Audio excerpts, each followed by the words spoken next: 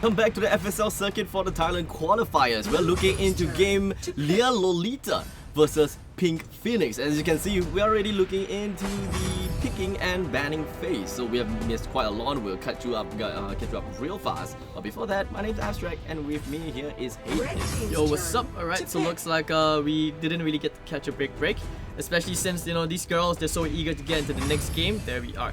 So just very quickly, since we've completed the draft, you guys can see the heroes. Let's just quickly show you guys the tournament bracket if possible, real fast. So tournament bracket, there we go. 4 seconds. There we go. Alright, so you can see Mamacita, Pink Pumpkin, Thank You versus Daxton is already over. So Daxton is actually in the next round. They're playing the winner of Mamacita versus Pink Pumpkins. And the winner of this series, which we are casting, is Leah Lolita versus Pink Phoenix. We'll be playing against either Evo 7 Treasure Evos or Hana, which Evos 7 Treasure just won game 1 in astounding fashion after like over 20 minutes of gameplay. Whoa. Alright, so let's head back into the draft. And here we are, game 1 of Leah Lolita versus the Pink Phoenix. The ban will go to Teamy Wonder Woman and Wisp. On the other side, we do have Alice, Butterfly, and Vera. I think the teams just don't care about Hayate anymore.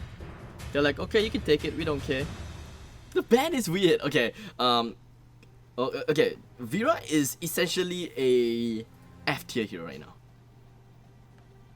I mean, if they don't know what to ban, they don't know what to ban. I guess so, but okay, nonetheless, we're looking in. Let's take a look at the heroes that we have over here, which, to be honest, it doesn't look that bad after all, to a certain extent. We have Sephora, Violet, Elsu, Gilda, and Nakroth. And that is pretty okay. That's just 2 marksmen, so that's interesting. On the other hand, there's also 2 marksmen: Valheim, Yorn, Toro, Lindis, and Hayate. We don't really see a lot of Toro. We don't really see a lot of double marksmen as well. So this is going to be rather interesting if you ask me. I'm not too sure how are they going to lane, because they have Hayate, Yorn, and Valheim. All 3 of them together in one same team. Okay, and Lindis!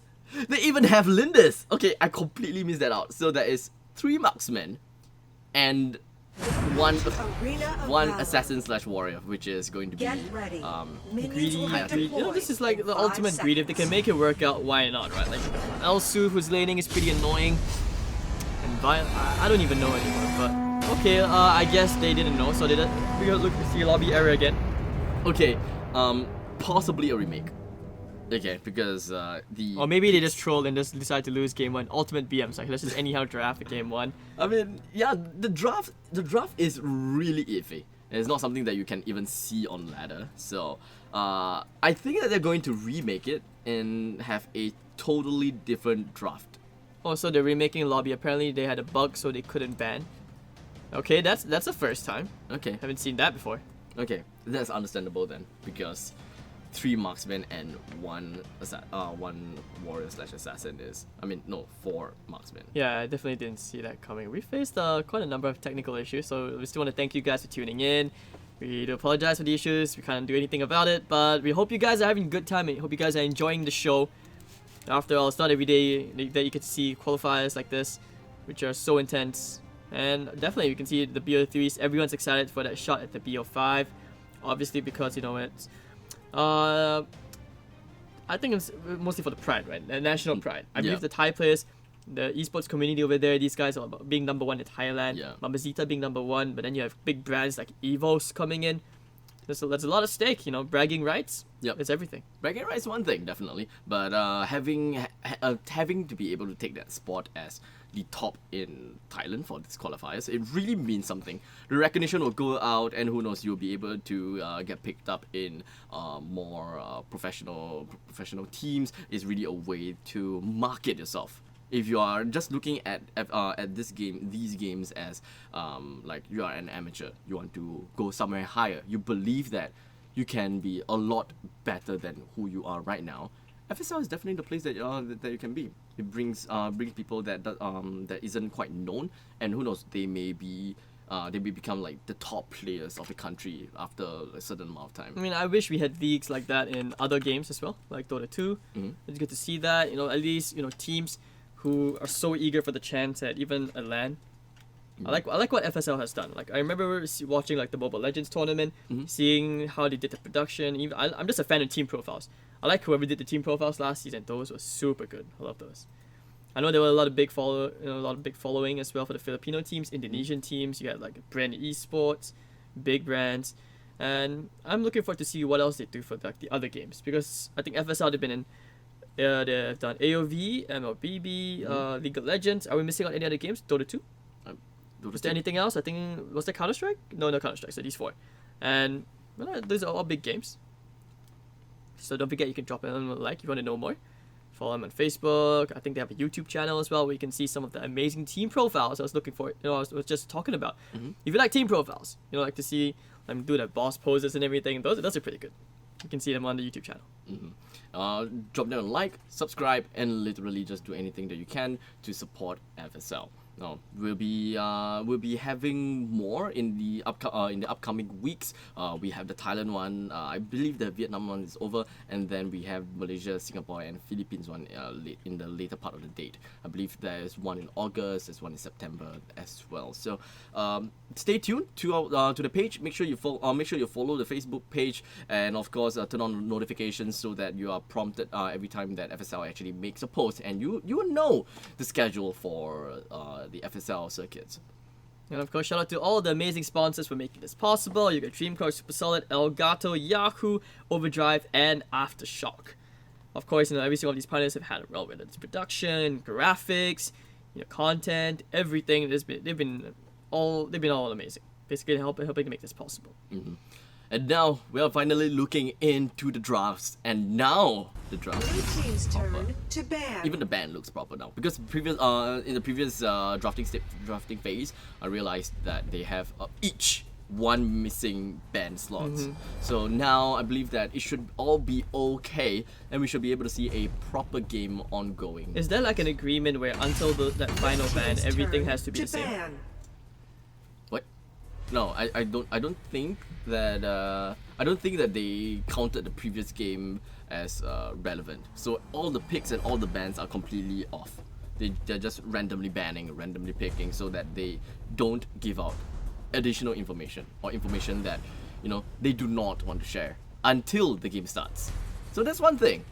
Beldum, Teamy, Omen. You always have something against Omen, but Omen being banned out. I mean, it's like Hayate, right? Have we ever seen the hero win? Well, no. Exactly. So why would you want to see a hero lose? Like, people can be like, oh, but it's OP, it's SS tier, it's S tier, fast pick. I'm like, what? You don't pick the hero just because it's good.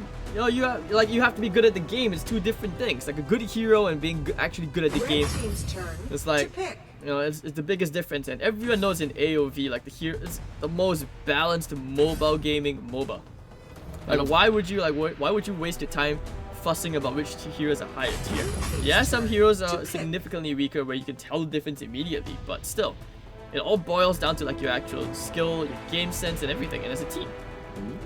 We're finally looking at Sephora. Sephora has been slipping through the bans and slipping through the picks as well. Not a lot of people played Sephora for today, at least for today.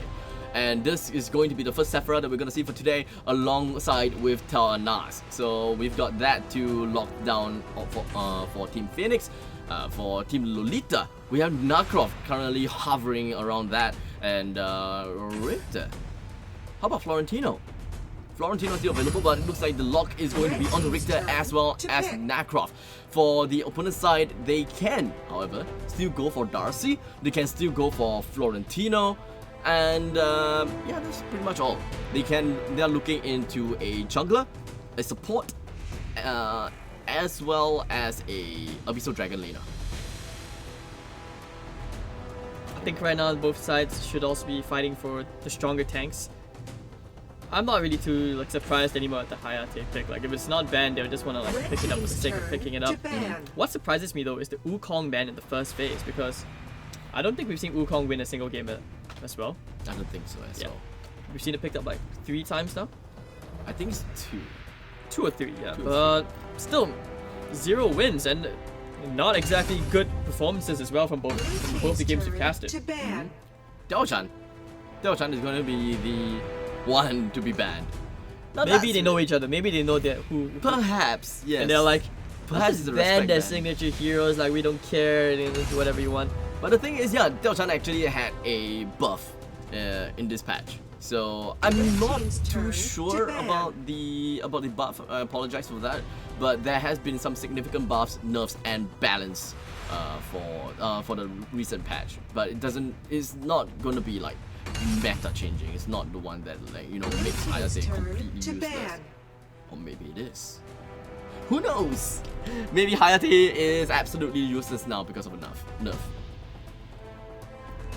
I don't know, I just feel like these teams are blindly banning Hayate for the sake of banning it, but it's good that as the tournament progressed, everyone else is like, whatever, just let it do. We've got other priorities like Timmy, Beldum, completely understandable. Omen, questionable.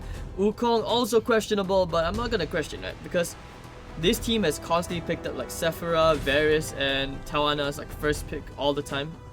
So we shall see. Pink Phoenix, you know what they want to do. Right now, it does seem like Ryoma would be the one to be picked. Varus? Yeah, they're just really hovering around who they want. It is their like comfort pick, so they're probably just pick it up. Yeah. So Varus, Sephora, Yibaneth, and Telenas. So there is a possibility that Varus and Sephora will go to middle lane, Yibaneth at the Darkslayer lane, Telenas at the Abyssal Dragon lane. So they're looking at a jungler. But it can still, however, be possible that Varus goes to the Darkslayer lane and Yibaneth be at middle lane together with Sephora. So Sephora is the flexible one, either the support or the mage. And on the other hand, for Team Lolita, we have Liliana and Thane being hovered around, and the locks are not in place yet, but it could be very, very much possible. And it works, honestly, it does work. All the roles are filled out, and they've got what they want. Red team's turn to pick. This is the part where it comes when it becomes a little bit more interesting. Xanis. So, okay, they're looking at the jungler then. So yeah, Varus and Sephora will be in mid. Quicknack is good. Oh, actually Florentino actually managed to slide through. They could consider Florentino. Please don't pick Irie. Okay. Murad is also pretty good here, I think. Oh, that's a pretty cool skin for Butterfly. Caphony? No. This is just teasing. Lindis. I mean, they have a lot of options. They Yeah, ban they like really dumb heroes. They do. Omen and Lindis- Wukong who don't. Rogue. Rourke is okay. I think Rourke is good. Yeah, Rogue seems fine. Yep. Looks like that's gonna be an option. So, with that all said and done, we are looking at Team Lolita in the blue side and Team Pink Phoenix at the red side, with the following picks: Richter, Hayate, Liliana, Nakroth, and Thane. For Pink Phoenix, Sephora, Telenas, Yibaneth, Rourke, and Varus. Which team? Is always the biggest question. Which team, which composition do you favor?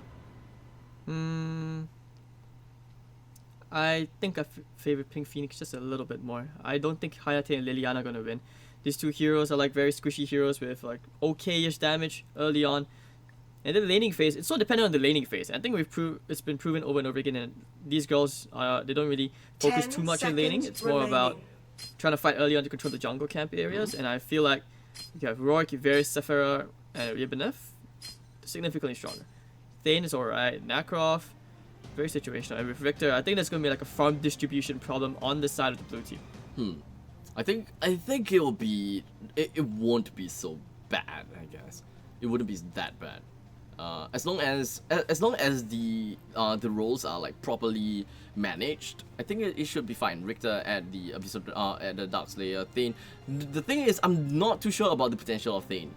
I've never really seen Thane as, you know, the best tank, because, you know, there's Timmy, there's Beldum, Crash. There's so many tanks that to me works better than Thane. But hey, possibly this comfort pick. But the irony is that Hayate and Liliana, they have been picked but to no success. And now they are in the same team.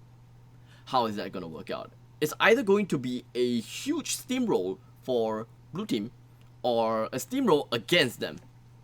So it's like negative plus negative equals to positive. I don't know. I don't know. We'll see how it goes.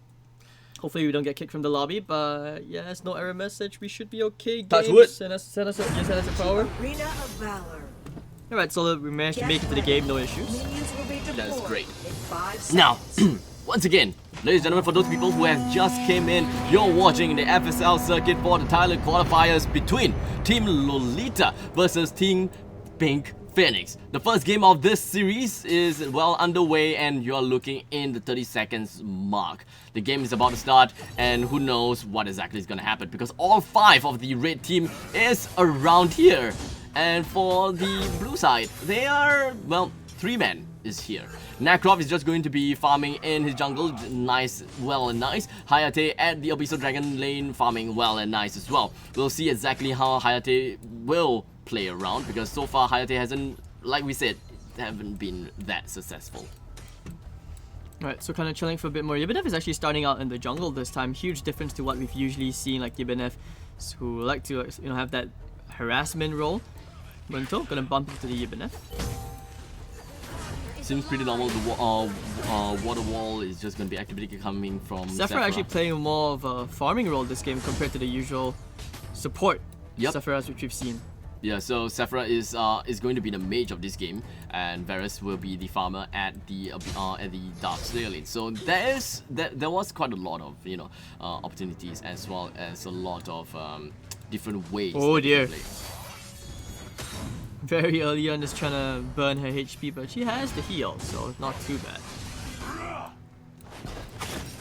And just like that, Rogue just joins into the fray here in middle lane with 2 of the junglers joining into the middle lane. Thane is still at level 3, and so is Ibanez. So things, the hero levels are about the same. There isn't much discrepancies, and it seems pretty much normal. You can't really tell who's winning, who's on the better edge whatsoever just yet. But it does seem like we do have 4-man rotation all the way down to the bottom lane, catching down Ibanez as he is, a little bit more aggressive than any other normal Ibanez. He's level 2 after all. Be careful. Tiana's actually ported all the way back to base, now running back to the bot just to get their mana back up. Very greedy, but not Abyssal Dragon. Probably going to be taken by Lolita unless, of course, they decide to contest. 4 men in, right on the traders, but it does seem like Thane will be able to get a really nice charge right on the Ibanez and Hayate. Just like that, gets one kill onto Ibanez. A great start for the team. Like I said, it's always about a great start. You need a great start for Liliana and Hayate to pop off. And this could very well be the case. In the meantime, Richter at the top lane gets a kill onto Varus. Shandon Ba! Solo kill, and even bigger because this looks like we may finally see our first Hayate win just because of how well the laning phase is going. They're pulling ahead slowly yet surely. Got the Abyssal Dragon without much context. Ibanez probably gonna get the creep. Yeah. Here's the thing, Hayate's auto attacks, the damage seems extremely low. So that is one thing that bumps me out. Look at it.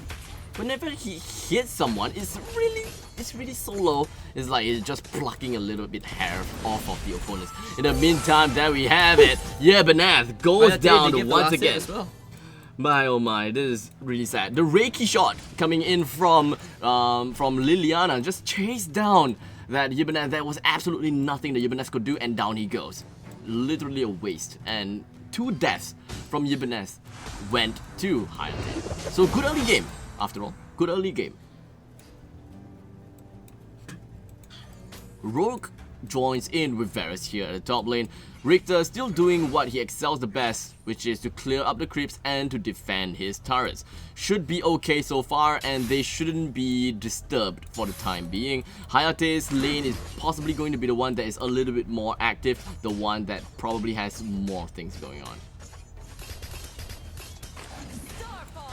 So Fernando's chilling 3-0, Lolita having such a good time. Still hope I'll be proven wrong. I still like to believe that the Talanas will have a good game, but she's been so static in this lane, trying to push the bot and unable to do anything. Knockoff was looking to try and start a nice little skirmish over at the jungle, but looks like not yet. They were just slowly back off. Hayate getting a few pot shots into me, Hippie. But in middle lane, I think they will be looking to try and rotate a little bit. They were going to try and get a push, which forces them back. But me keeping actually getting got on, and it looks like a 3v1. The heal though. And Ibanez actually gets away to safety. That heal was just outstanding. The wall of water to get him to retreat. Beautifully played coming in from both sides. Pink Phoenix was able to get away from, is able to escape the grasp of Team Lolita. Even though Ibanez almost died again, but it looks like they weren't able to make full use of that. In the Ibanez meantime, down again. And another Hayate kill. 4 and 0, 5 minutes in. Almost on a kill per minute. so that is pretty much the Hayate we are looking for, and the Hayate that we are waiting for. The Hayate we don't deserve. Getting 4 kills so far, currently at level 7 with a total gold of 3.5k net worth.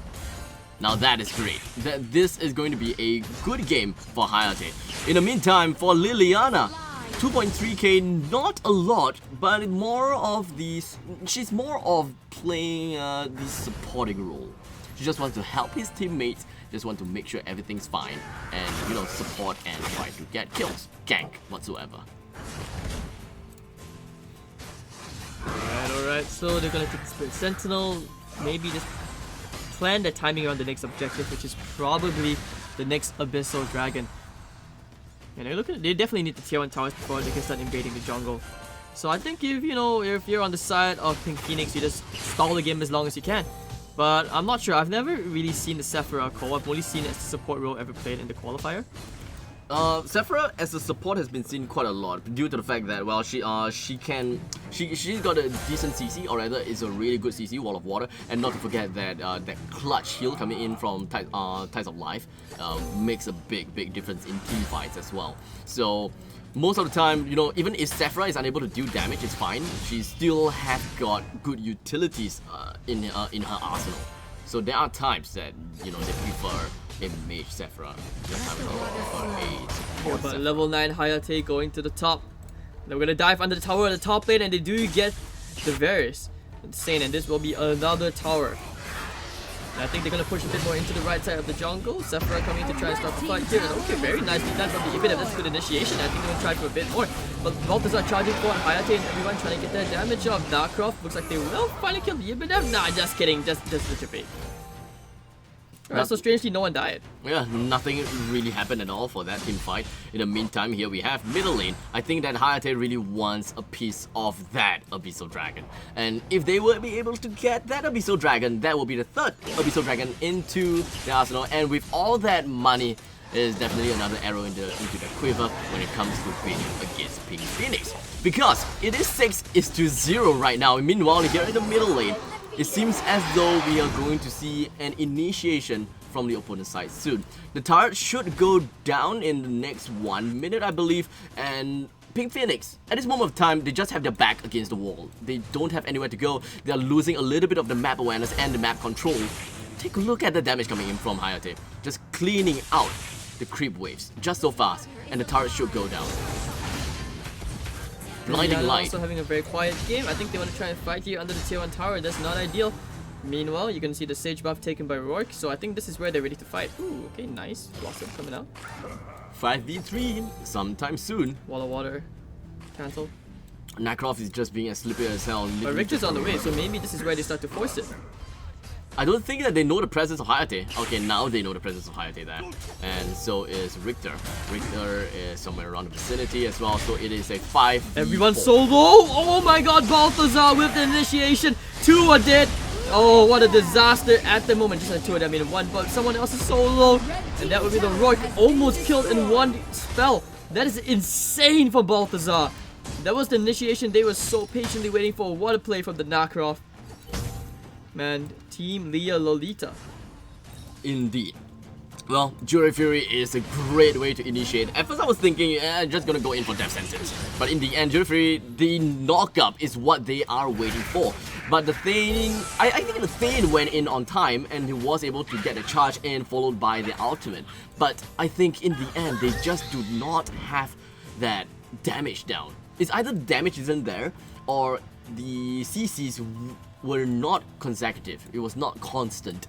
That is why the opponent managed to slip off. but it doesn't really matter. It's fine. Yeah, let's take a look at items just for a little bit. For Richter, we do have Omni Arms and Rank Breaker being picked up. That is great. But for Hayate, the main thing is Fafnir's Talent and Omni Arms. Pretty good items. 3 items down. He's definitely a force not to be reckoned with now. Oh, Dark Slayer. Okay, easy Drake. Leah, Lolita, they have no intention of taking their feet off the pedal at the moment because they're gonna jam it down, man. They want to fight. Abyssal Dragon gonna go down, but it's okay. I think they still want to go. Yep, they're charging in. They're gonna try and force the fight into me. Hippie and this Ibanef. Can they kill this pesky Treant? Hayate, lots of damage. I think this could be it. This could be that one big one we were looking for, but Munto getting ditched. Thane is down for the count. Now they're gonna press the advantage, pushing for a bit more. Kim trying to go back in. Can they find him? They're gonna keep running back in. Ibanef. Oh, that's a nice charge, catching on to 2. Gets the slow as well. Kibuki at the back looking for the wall body. Gets the stun, and down goes Liliana for the count. Chanomba trying to keep on pushing more. 2 heroes falling very, very low. Kim about to die at the Varus. Yes, down he goes. She goes as well.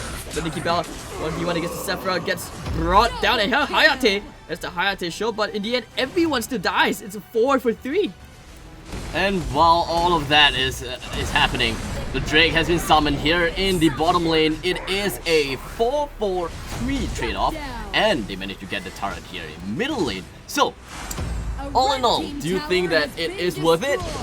I think so. Oh, almost even got the kill onto the Sephira, and I think Narkov might be able to get some good damage out onto the tower.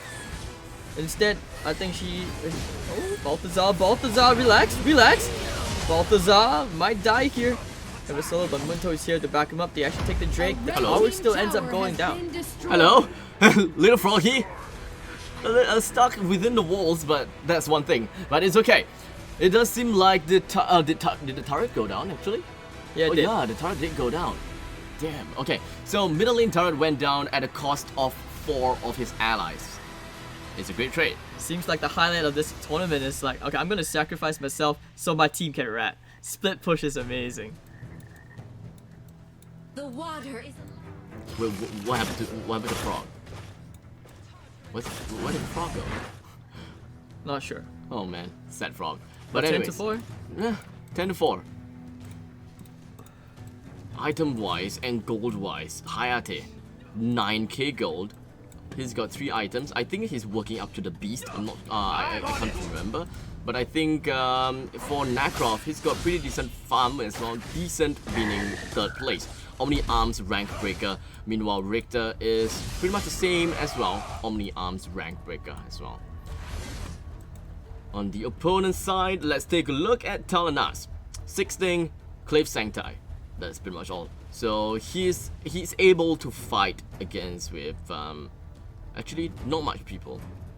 His farm, Talana's farm is pretty sad, but Rourke's farm is pretty good. Mr. Stabby, not Soul Reaver, that's interesting. Fafnir's Talent as well as Rank Breaker. Varus got 6.2k. He's got pretty good stuff as well. Frost Cape, we got Gaia's Standard as well. The tank items are coming in for Varus, and I'm not too sure how exactly Pink Phoenix is going to play against this. 34,000 gold advantage. Sorry, 34,000 gold versus 29,000 gold. Let's just give it. It's still one lane of racks. It's so one lane of you racks. Yes. You basically still have to bank in a Talanas. You just need to choose your fights a bit more carefully. Like, pay attention, know when to back out. You know, even you have to make like the sacrificial play. I feel like what it boils down to these micro decisions. It's all about having a captain who says, okay, you know, ditch. Even if you lose one person, but at least you can salvage that, you know, that turret. Like, you didn't need to lose 3 heroes for nothing. That is true. That is true. I mean, all they gotta do is just buy enough time. Am I right? Just buy the time, and in the end, the opponents still have to make their way and walk down to the middle lane. And if you happen to see them walking down, then chase them. And it could throw your opponent into a mass hysteria, and the opponent probably wouldn't even know what to do. And all they can think of is kill off the enemies, then go and defend, or half go, half stay. And typically the half go, half stay loses because, well, just don't have enough manpower.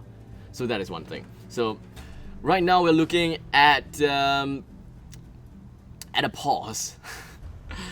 Quite a lot of pods has been going down for these games, and we apologize for the delay of these matches. Unfortunately, there's nothing much we can do.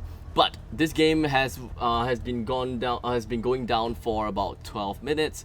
The game has got a Rex down in the middle lane, and for those people that just came on to the stream, welcome. FSL, this is the FSL circuit for the Thailand qualifiers.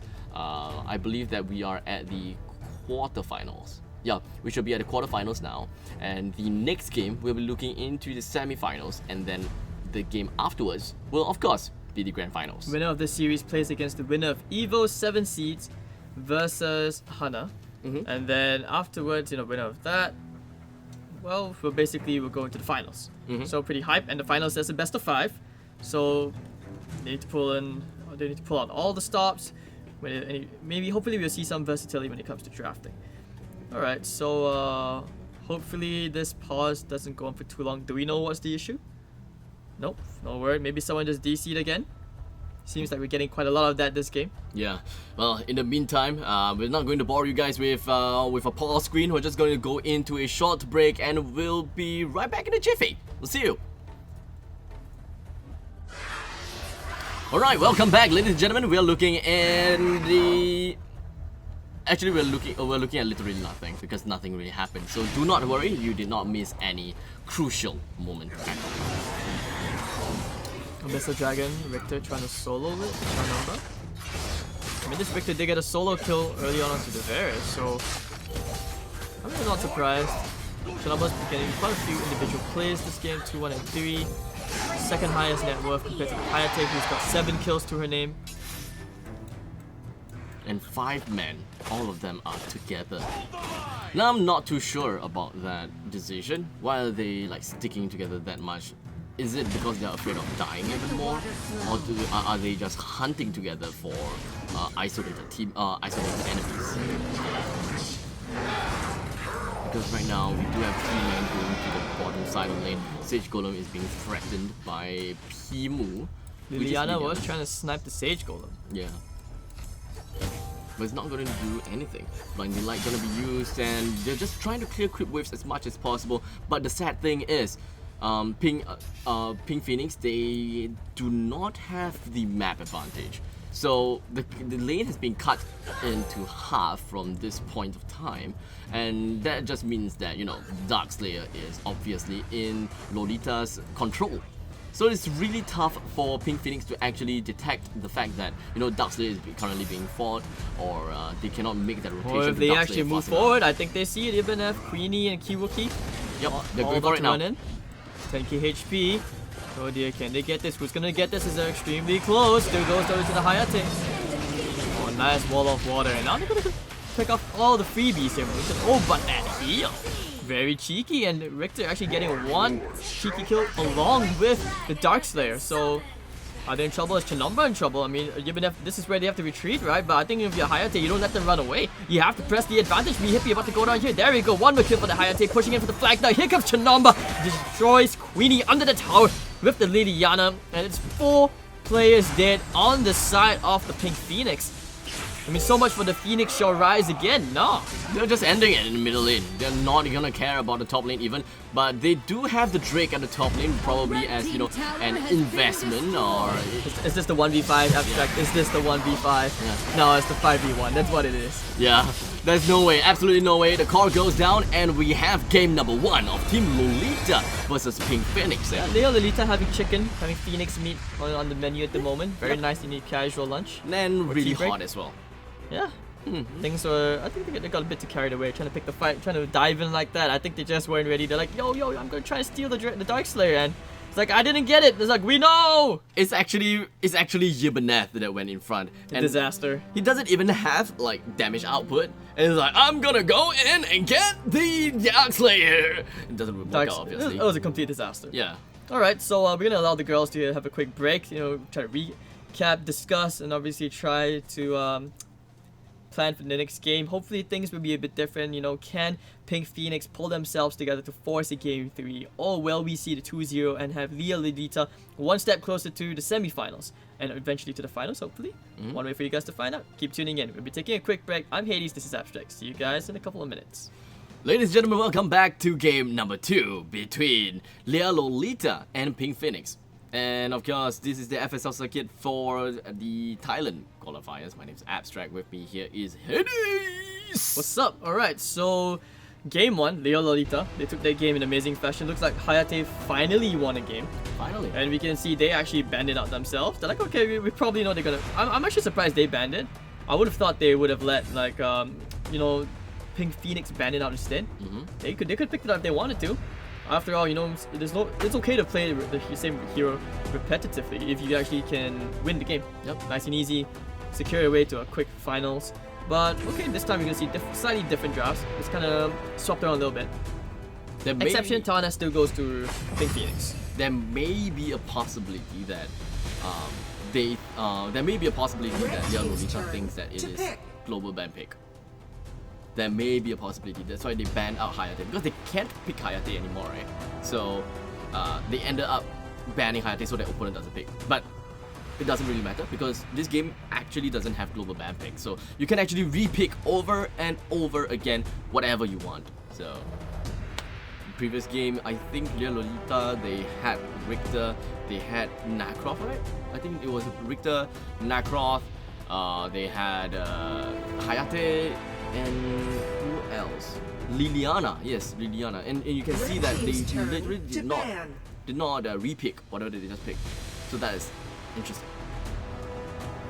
So it looks like a completely different draft. I think Sephara is just the biggest option at the moment. Like Sephara actually did okay, but that's why I said I wasn't very convinced by the fact that you were playing a farming Sephara compared to the usual like support Sephara, and that's where you can usually abuse the brush more at the bushes more at the middle lane where you hide behind the wall, get free stuns off. We never saw that happening. All we saw her doing was just like wall. Maybe you kind of damage the creeps a little bit, but it never got to like any impactful spell usage from the Sephara on Pink Phoenix. So hopefully this time Leah, Lolita, we can see something. We can, they can be like, hey, this is how you play Sephara. But Darcy and Marlock, we saw Marlock before, but Marlock hasn't won as well. It's still 0-1. Yeah, he's not that dominating.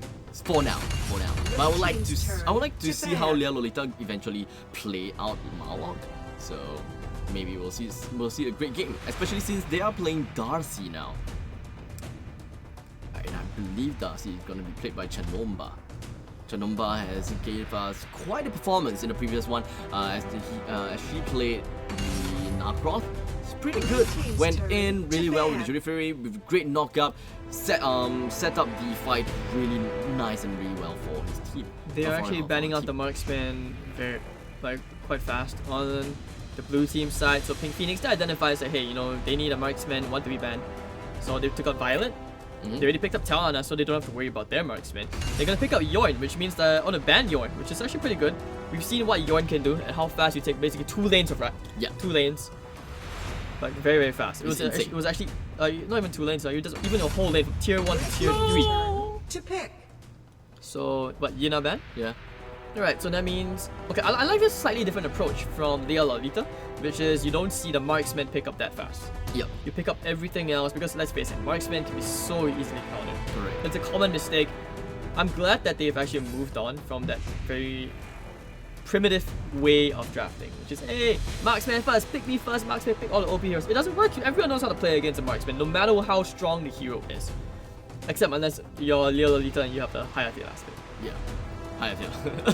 Well, it does seem like Omen is going to be the one that they are, hovering about, and it does seem like Omen will be the pick. But before that, let's take a look at the rest of the bands. Or Florentino. Okay, we're going to take a look at the rest of the bands. That is going to be Thane, Quillen, Yina, as well as Violet.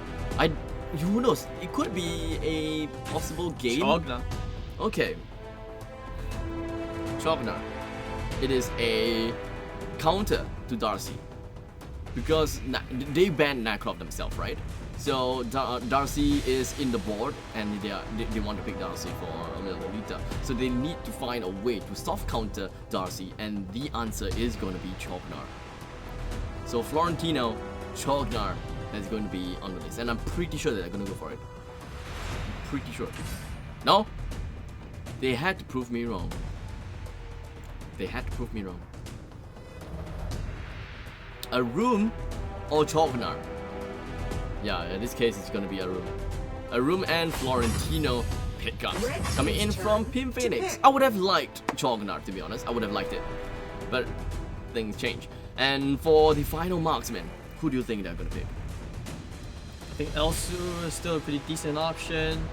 Or unless they want to go with the Valheim. Behind 1 to 2 milli would not be the best options.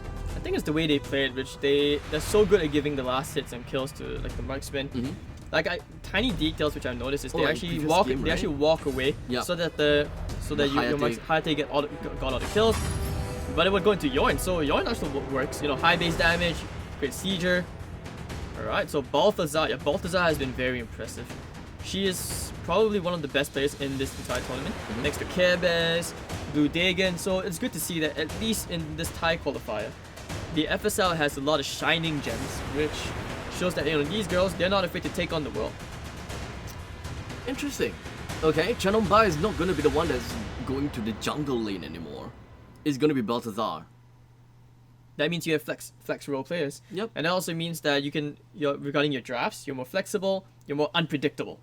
And if you're the other team, you're drafting against them, it's a nightmare. But that would kind of mean that the game is going to be slightly different, am I right? Like, you have more experience with mobile. If anything, that's scary, because if you train together, you already know how it works. If you're on an enemy team, you don't know how it works. Like, across MOBAs, like, for example, in Dota 2 NIP, you have a team which they already know they don't have the best mechanically skilled players, but you still make it to a top tier level, one of the highest level of play in the world, from having a great strategist. So a strategic player. So you're having good strategists. I would say I actually want to know who is the strategist for Leah Lolita, because their drafting is probably on a different level compared to anything which I've seen in this entire tournament so far. Well, with that said and done, let's take a look at the final pickups for the entire team. Richter, that will be going to the Darkslayer lane. L'Oreal, probably going to the middle lane. Florentino and Darkslayer. Wait, what? Okay, Florentino is going to be the one that goes to the jungle then. Talandas is going to be at the Abyssal Dragon lane, and Arum in middle lane helping out L'Oreal. In the meantime, Sephira is going to go to the mid as a roamer, and Darcy... no, Sephira is going to be the mage, I believe. Sephira is going to be the mage in the middle lane, Darcy in the jungle. Omen is going to go to the Darkslayer lane, I believe. Yorn and Marlock at the Abyssal Dragon lane. Makes a lot more sense, especially since Florentino. I've never liked the laning Florentino. I think we've seen like 2 games of laning Florentino. He lost both games, but the Florentino which actually went to the jungle in an uncontested farm and you get the buff, you actually come online significantly faster, even though lane creeps give you more EXP. Correct. So that's why I always say, like, you know, jungle, never underestimate a good jungler who knows how to rotate. Alright, so there we go, ladies and gentlemen. Will we see game 3, or are we gonna see like straight up flat hit 2-0 Leah Lolita? After that last game 1, for me, I'm leaning a bit more towards Leah Lolita. Leaning a bit. Okay, but it does seem like you really like the drafting coming in from Leah Lolita, and I'm not going to contest you for that, because I do like it as well. Yeah, I mean, one thing which actually like sticks out to me is not only the way they draft, but I just respect how, you know, that means they have an IGL. When you have an in-game leader who's able to draft like that and just swap the roles accordingly, that says a lot. It means you have a smart player on the other team who is able to make the right calls. We saw that. And of course, the most important thing is that, you know, these players, they need to know how to play the specific role. Because if IGL just going to randomly just assign players, okay, you're gonna play this, and you're like, but I don't know how to play this, and it's just going to completely, it's just going to be a shitfest. It's gonna be bad. But all in all, I believe that, you know, Leah Lolita, they should know what they're doing, and I trust it. But Pink Phoenix, I don't want to shut them out just yet. They played pretty well. It's just that they're maybe like half a step behind. There's a lot of wasted movements. That is what I've been noticing. A lot of wasted movements coming in from both sides. Like mostly like the supports or the roamers or the tanks. A lot of wasted movements whereby they are not with the teammates when trying to capture a kill, trying to go for objective or go for proper ganks. And that is the one that kind of baffles me a little bit. I think that's because they have practiced, they have trained. You can tell from the way they're playing. but it's very repetitive. It's all text. There's nothing which shows that they're able to think for themselves, which they need to do. But me Hippie, this is probably first blood. There we go, Munto on the Sephira, getting some good impact, and Florentino getting return kick, but Florentino gets shut down by Balthazar. Balthazar now trying to do his thing. Insane stuff. Telling us actually well shut down Balthazar in return. So return like shutdown over shutdown. Bella on that Yorn. Richter came in a little bit too late. He abandoned top lane just to make sure that he's able to provide reinforcements here in the bottom side.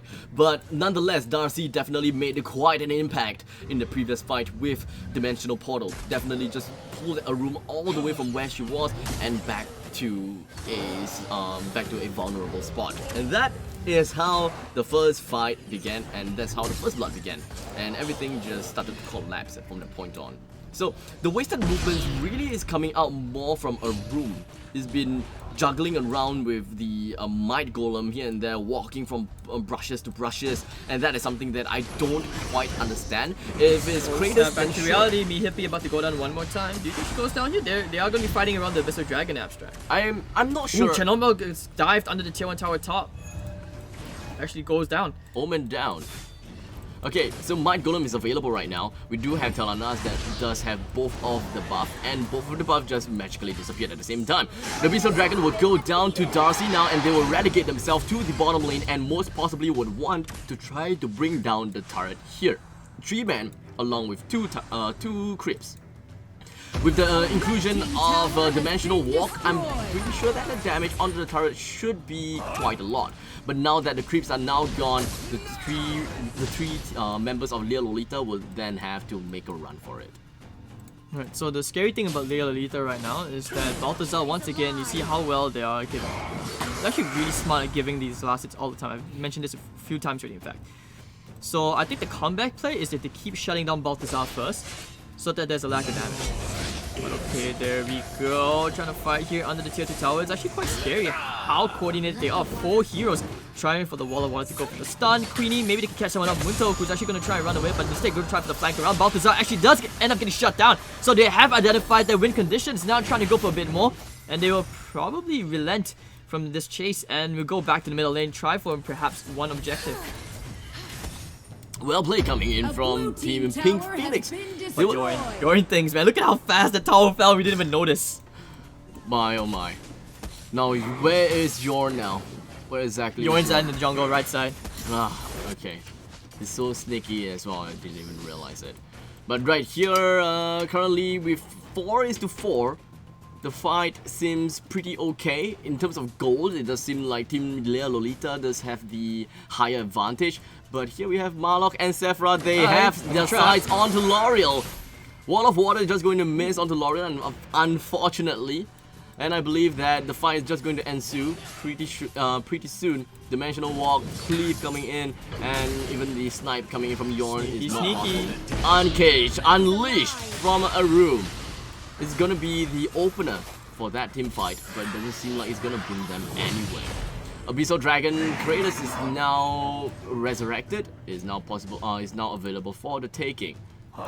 And Yorn is just going to continue with farming down in the bottom lane. Richter waiting in the brushes, as sneaky as ever.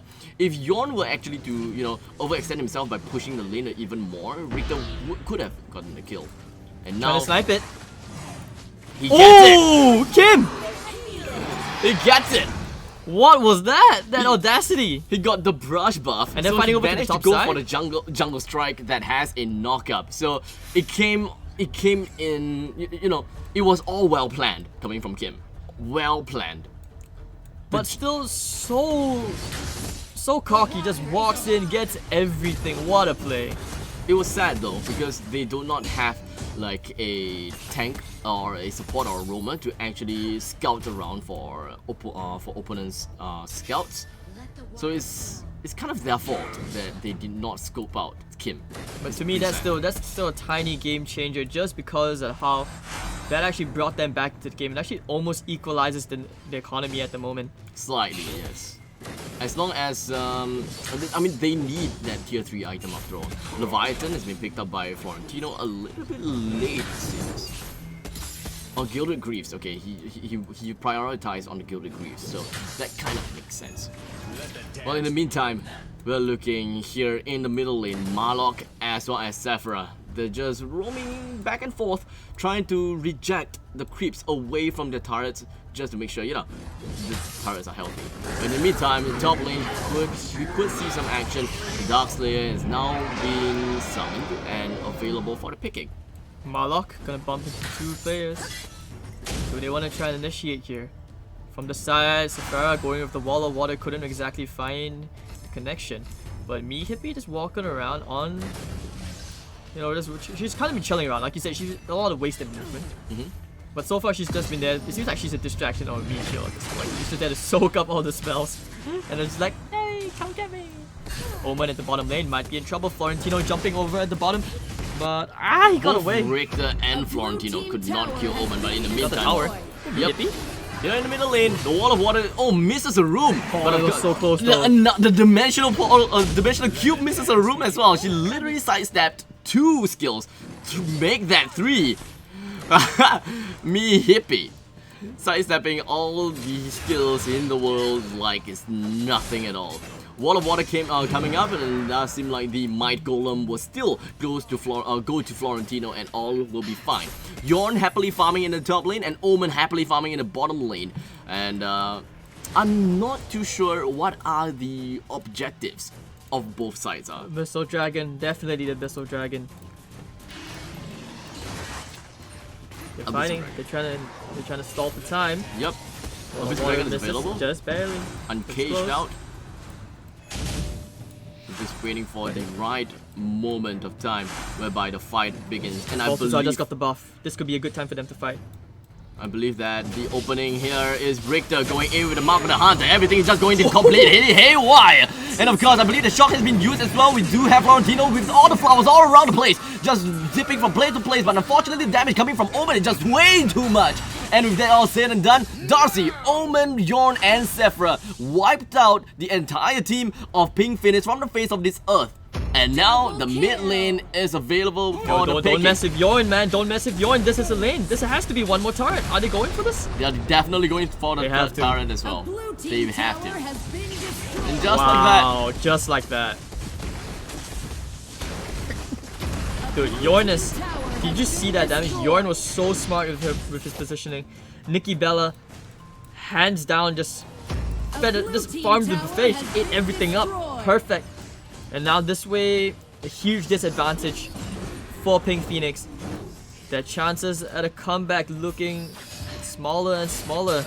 In fact, they have a tiny glimmer of hope, which is just Tawanis, but still not able to shine. Our room got destroyed like the blink of an eye, just like that. We never saw that our room got the spells off at all. I don't even know how. And that's why I said, you know, once they got the buff, immediately they went straight for the kill. And that's what I like to see. I think what happened to Arum is that she actually used her snare, and using a snare, she would receive all the she will receive damage that's been inflicted to her opponents as well, right? So that is probably the reason she went down with another person. Bottom lane trying to go into the Omen. It could be Marlock. I'm not too sure.